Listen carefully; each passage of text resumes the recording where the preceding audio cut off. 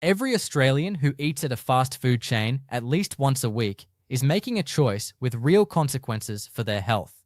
And most of those choices are made without the information needed to make them well. The chains themselves publish nutrition panels, ingredient lists, and sourcing claims. What they publish less readily is how their internal policies, corporate commitments, and supply chain standards compare to one another and to what public health researchers believe is adequate.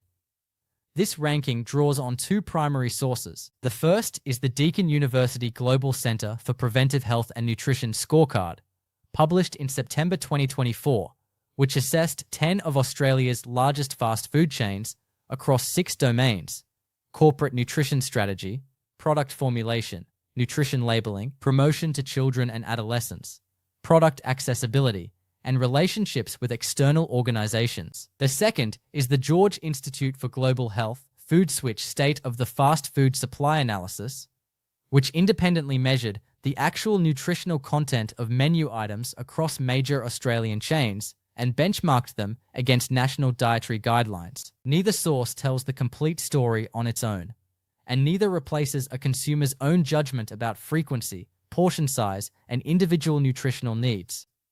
Together, they provide the most objective picture currently available of how Australia's major chains compare. Here is what that picture looks like, ranked from the chain, with the weakest overall performance to the strongest. Hungry Jack's sits at the bottom of this ranking. In the 2024 Deakin University scorecard, Hungry Jack's recorded a score of 19 out of 100, the lowest of any chain assessed. That number reflects a company with limited public commitments on nutrition policy, minimal transparency about how its products are formulated, and marketing practices that public health researchers assessed as inadequate in their restrictions on promotion to children and adolescents. The nutritional content of the products themselves reinforces this assessment. The George Institute's FoodSwitch analysis identified multiple Hungry Jack's meals that exceeded the entire daily recommended sodium target in a single serving. The Double Angus Smoky BBQ meal delivered approximately 2,375 milligrams of sodium in one order. The Whopper Tamers meal reached 2,640 milligrams. The recommended daily sodium maximum for Australian adults is 2,000 milligrams. These are not unusual or obscure items.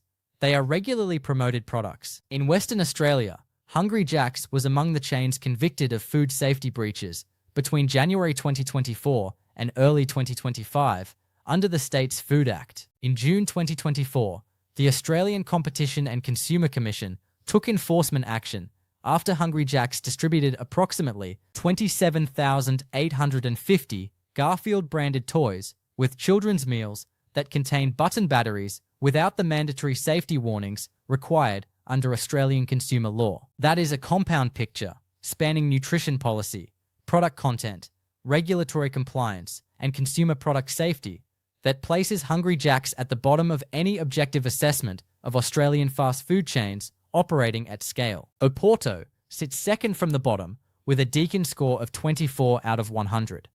Oporto and Red Rooster are both owned by Collins Foods, one of Australia's largest restaurant operators, and both chains share the parent company's limited engagement with public nutrition commitments. Oporto's score reflects weak corporate nutrition strategy, limited public reporting on product formulation, and insufficient commitments on marketing to younger Australians. The chain's Portuguese-inspired positioning and emphasis on flame-grilled chicken gives it a perceived health advantage over traditional burger chains that its institutional performance does not fully support. The gap between consumer perception and measurable policy commitment is exactly the kind of gap this ranking is designed to surface, and Oporto represents it clearly. Red Rooster sits just above Oporto, with a Deakin score of 26 out of 100.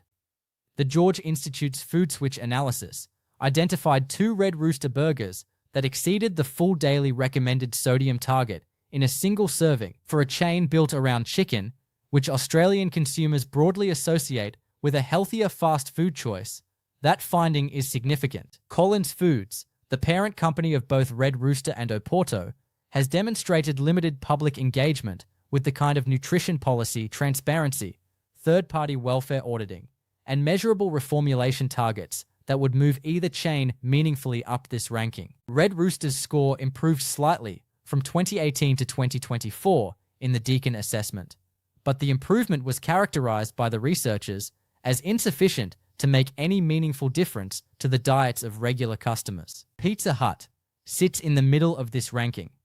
The George Institute's analysis of the pizza category found that meat-based pizzas across major chains provided an average of 6,430 kilojoules per whole pizza, and that a full pizza could deliver 4,571 milligrams of sodium, more than twice the daily recommended maximum for Australian adults.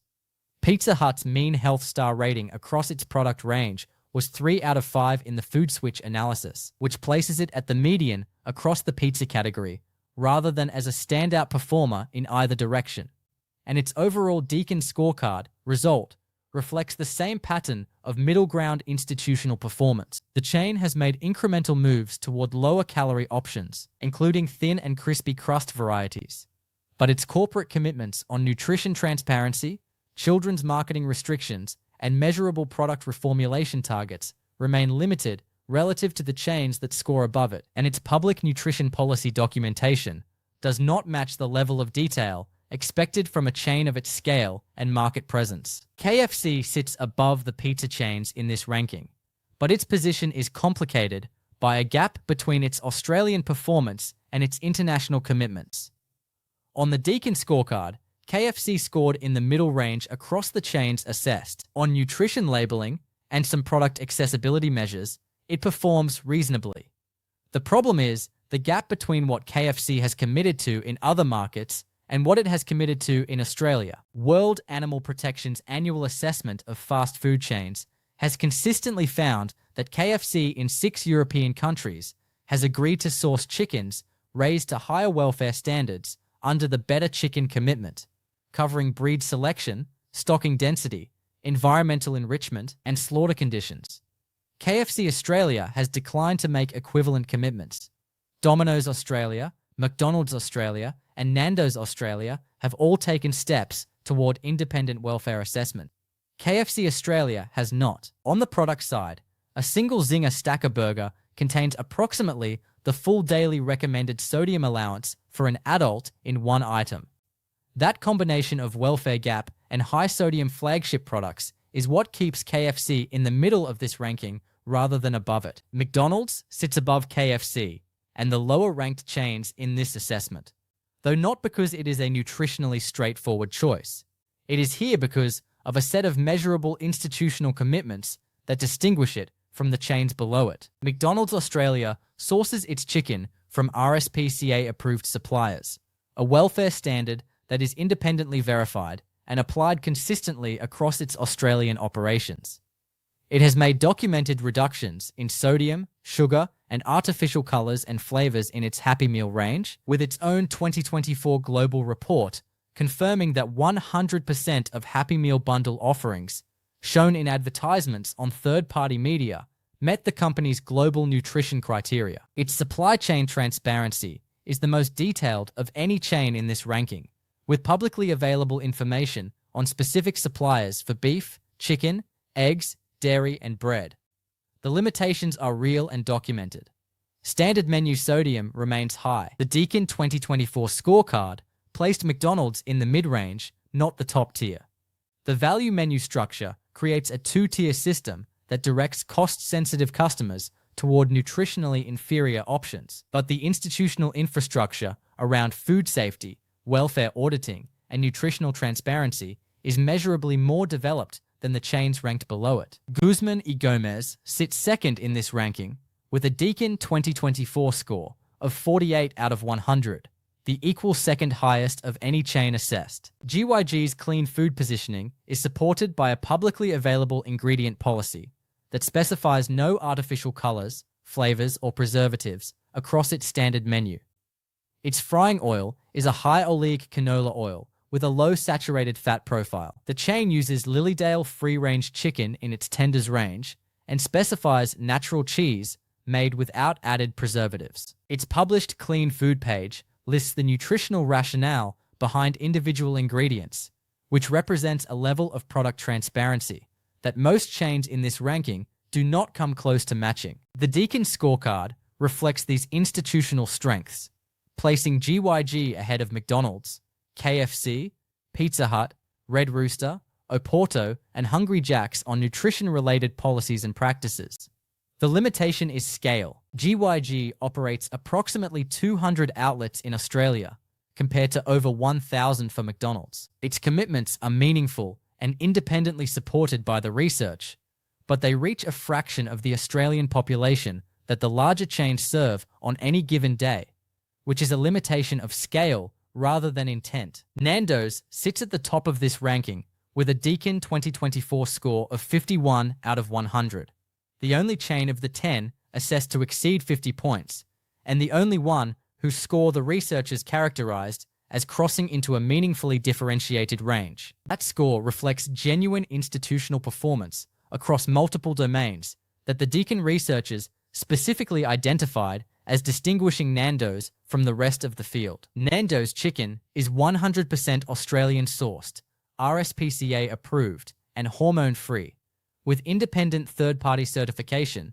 that is more stringent than general market standards. The chicken is marinated for 24 hours before flame grilling, a process that avoids the deep frying method that characterizes most of the chains below it in this ranking. Nando's was one of only 2 chains in the original 2018 Deakin assessment to proactively provide detailed internal nutrition policy documents to researchers when approached, alongside Subway, and that culture of transparency has been sustained through the 2024 reassessment. That transparency has been maintained. The chain's published nutrition and health page specifies local sourcing of fresh vegetables for burgers, wraps, and salads, and provides a clear account of the welfare standards applied to its chicken supply. None of this makes Nando's nutritionally uncomplicated. Sodium levels in some menu items are substantial. The peri-peri sauces and sides contribute kilojoules that many customers underestimate when assessing the full nutritional profile of a meal. But the combination of independently verified welfare standards, documented reformulation efforts, transparent nutrition communication, and the highest institutional scorecard result of any major Australian fast food chain assessed in 2024 makes it the most defensible choice of the 8 chains in this ranking when all available evidence is taken into account. What this ranking cannot do is tell any individual Australian what to eat or how often. What it can do is make visible a set of institutional and nutritional differences between chains that most Australian customers are not aware of when they pull into a drive-through or open a delivery app on a weeknight. The gap between the best and worst performers in the Deakin 2024 assessment, from 19 to 51 out of 100, is not a gap between healthy and unhealthy food. Every chain in this ranking serves products that public health researchers consider predominantly discretionary. The gap is between companies that have invested in the institutional infrastructure required to take nutrition seriously as a documented business priority with measurable outcomes, and companies that have treated it as a communication exercise rather than a structural one. That distinction is worth knowing before you next choose where to eat.